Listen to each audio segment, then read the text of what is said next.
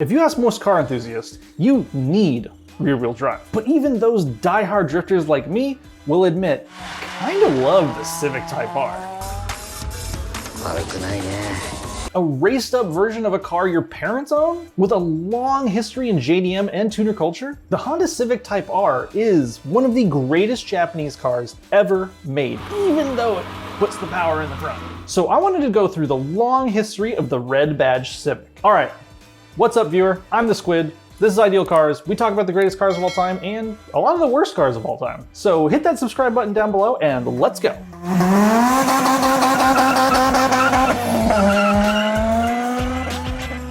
The history of the Civic Type R is a little strange. Even though everyone has loved the Civic since they first came out in 1972, Honda took their time making a sweet raced up version until 1997. And 25 years was a long time to wait for that VTEC to kick in. But the Type R did not start with the Civic. And to really understand what makes the Civic Type R so special, we should talk about some of the cars that led up to it. You see, in 1974, Honda released a souped up version of their already amazing Civic called the 1200 RS, which actually stands for road sailing, not rally sport like everyone wishes it does. Let's just pretend it's rally sport. And this Civic had a whopping 73 horsepower, which, was not a lot, but this was during the gas crisis in the 70s, so you kind of took what you could get. And once it was released, everyone went nuts for it. Road and Track even called it unnecessarily excellent, which is how I would describe myself. This model gave Honda the taste of selling cars to the enthusiast market. So much so that in the 80s, they got it into their heads that they shouldn't just make an up-badged performance model of their street car, but actually make a proper supercar. And why not? Everyone should make a supercar. Come on, Dodge! And in 1990, Honda dropped the NSX into the world's collective laps. And it proved to the world that a fast, great handling, hyper-capable car could also be affordable and reliable. I mean, after the 80s, a reliable fast car was pretty much unheard of. But Honda wasn't done with just making the NSX. And in 1992, they created the NSX-R. These were the first cars to come from Honda that bore the R badge. And they only came in one color, championship white with a bright red badge. And the NSX-R was built to dominate the racetrack and was the pioneer of some of the amazing Honda quirky randomness that we love today, like a shaved windshield in order to save weight. Now, the NSX-R was wildly popular. It's amazing. I want one. Everyone wants one. They're sick. And to capitalize on the success of the NSX-R, Honda gave their premier front-wheel drive sports car, the Integra, the same R treatment. And again, who doesn't want an Integra Type R? They're freaking awesome. Just ask the used car market. They're skyrocketing in price. That's a great indicator of how good the Integra Type R is. In Japan, it's one of the most desirable collector cars you can get, bar none. And it's still, to this day, considered the best handling front-wheel drive car ever produced. So of course, the NSX-R was awesome. The Integra Type R was awesome. Honda wasn't done. They're gonna go for the hat trick. They decided that your grandmother needed to go fast too. So in 1997, they finally gave the Civic the Type R treatment. There is not a lot to say bad about the first gen Civic Type R. It only came with a 5-speed manual, which, if you're interested in saving the manuals, check out our shirts up here. Additionally, it was incredibly lightweight, and it made a pretty respectable 182 horsepower out of that B16B engine. To put it in perspective, everyone's favorite lightweight sports car, the Miata, is only 100 pounds lighter than the Civic Type R, but the Civic Type R makes 50 more horsepower, and it actually claimed the title of highest horsepower per liter back when it came out. And the first gen Civic Type R was just a blast to drive. Some of you may have driven a CRX, or even one of those black SIs that, stole the VCRs in the first Fast and the Furious. Now just imagine one of those with 40 more horsepower. God, were they stealing VCRs in that movie? I bet there's a lot of you watching this that have never even touched a VCR. I'm old. Anyway, like most of the great, amazing JDM vehicles, guess what? They didn't sell it in America. So anyone that wanted a Civic Type R here in the States had to make do swapping their D16 with a B16 on their 6th gen Civic DX. And then of course, rattle canning the badge red so everyone thinks you actually drive a Type R. Now, if you want to make your own American Civic Type R here in the States, you're gonna have to buy that legendary engine. And nostalgia tax is pretty high at this point. They're going for around $8,000. Luckily, we did get a B16 powered Civic Si here in the States. And it's about the closest thing you're gonna get to an actual actual Type R over here on this side. They're still amazingly fun. They're way cheaper. They're just, you know, not quite as cool. But luckily, they're only about $7,000, which is actually less than that engine. You get a whole car. Don't get the B16B, you get the normal B16, it's not the same, it's not as fun. And that nostalgia tax I talked about earlier is in full effect for the actual Civic Type R. You can get like an okay example of one for around 20,000 bucks, but ones in good condition, they're closer to 70 grand. So you kind of have to weigh the options. Do I want an 800 horsepower Hellcat or a front wheel drive 4-banger with less than 200? And weirdly, it's kind of a tough choice. The next generation Civic Type R was actually built in Europe, which of course means we still didn't get them over here in the States. And I know you JDM fans might be scoffing at a European built Civic, but this is actually considered one of the best Type Rs ever made. In 2001, the Civic Type R got redesigned. It got rounder, it got wider, like, you know, every car over time does. But more importantly, the Civic Type R got one of the coolest shift knob locations ever. I know those of us in the States will never get to drive a 2nd gen Type R, but luckily the 7th gen Civic also has kind of the same deal. The shift knob is like inches away from the steering wheel, poking out of the dashboard. It's like a rally car, it's wild, I love it. Additionally, this was also the first Civic Type R to get a 6-speed. And even though power didn't increase a lot from 1st to 2nd gen Type Rs, the EP3 generation of the Type R were setting records left and right in the front wheel drive classes, and is one of the most beloved Hondas ever in the UK for its incredible driving response. And that nimble steering came from its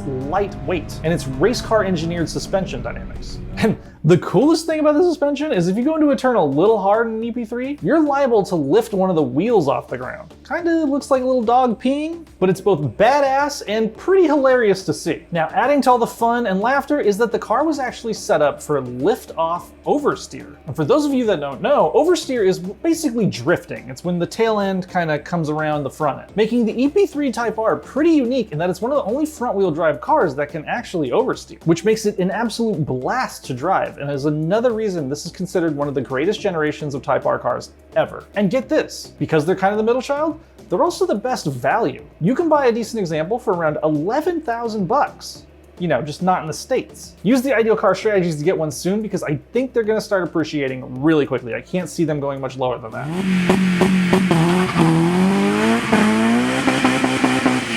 Now, in 2005, Honda redesigned the Civic, but it wouldn't be until 2007 that we got the Type R variant. But that 2-year wait was worth it because we actually got 2 different Civic Type Rs. When the 3rd generation Civic Type R launched in Europe, it was actually considered kind of a letdown. The UK-built FN2 had 2 doors, was very egg-shaped, and had an adorable little splitter that everyone thinks looks like a handle on a shopping cart. But those weren't really the problem. The problem was that the FN2 really didn't make much more power than its predecessor, but it weighed more, and they changed the rear suspension to be more economical. No more lift-off oversteer, no more fun. They even did away with that console shifter. I mean, was this even a Type R anymore? It's sort of like the Type R went from being this quirky, exciting hatchback that felt nothing like an economy car to just being a slightly faster Civic. Now, Honda claims that the K20 in the FN2 made more torque, and even though us enthusiasts love a bit of oversteer, Honda claims that the FN2 actually set faster lap times because of its stiffer, less flexible suspension. So in other words, the new Civic Type R was faster, but just less fun. But fortunately, the FN2 has a JDM counterpart that was quite a bit slicker. You see, in Japan, they called the FN2 the Civic Euro, and only in Japan they got the proper, much better looking FD2 Type R. What was new was the FD2 was a 4-door sedan instead of a hatchback, with styling much more closely resembling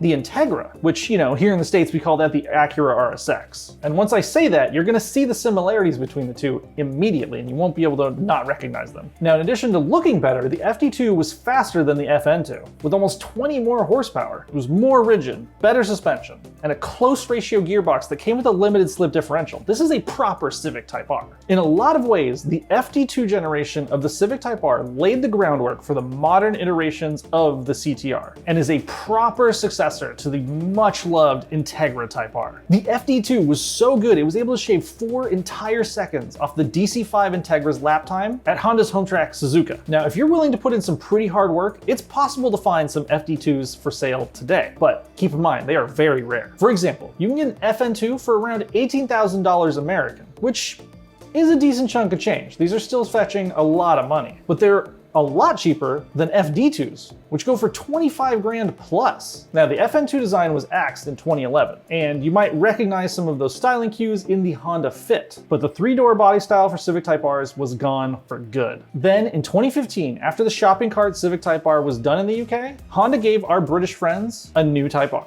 and they meant to make up for the mistakes of the UK Type R of the previous generation. And this was a big deal. They paired the release of this Civic Type R with the new NSX. We're talking about the 4th generation Civic Type R, the FK2. The FK2 Civic Type R had a lot of firsts. It was the first 4-door Civic Type R available in the UK and Australia. It was the first turbocharged Type R, and it was the first Type R to set a front-wheel drive lap record around the ring. In fact, compared to the FK2, the FN2 is basically a Flintstones car. The FK had 306 horsepower. Honda finally gave us real raw power. They came stock with race-inspired upgrades like drilled rotors and bolstered seats. Long story short, Honda really knocked it out of the park with the FK2. I mean, when you make a front-wheel drive economy car hang with an ISF or a BMW 1M on the Nürburgring, you have made a proper car. So proper, in fact, that the FK2 Civic Type R actually beat the original NSX's time of the Nürburgring with a lap of 8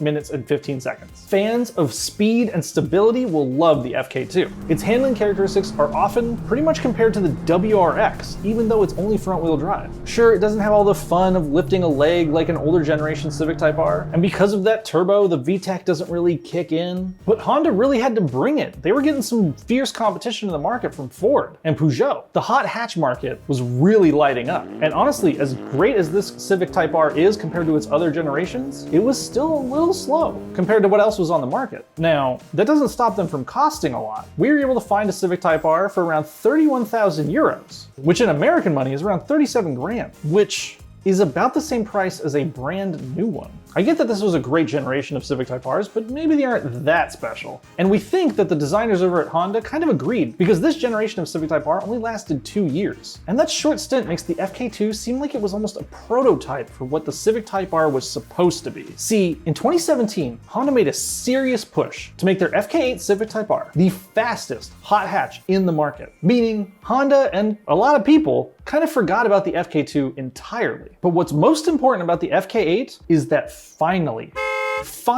Honda gave us dang Yanks a Civic Type R. We could finally buy one. In April of 2017, a white Civic Type R set the fastest front-wheel drive Nürburgring lap of all time, completing a lap in 7 minutes and 43 seconds. For comparison, that's faster than the 2009 Audi R8. It's faster than a Ferrari 599 and faster than the Nissan GT-R. This 4-door economy car that costs less than $40,000 could run down Godzilla. And for the first time ever, I have goosebumps. For the first time ever, we in the States can buy it. Finally! The FK8 is probably the most radically styled Civic ever made.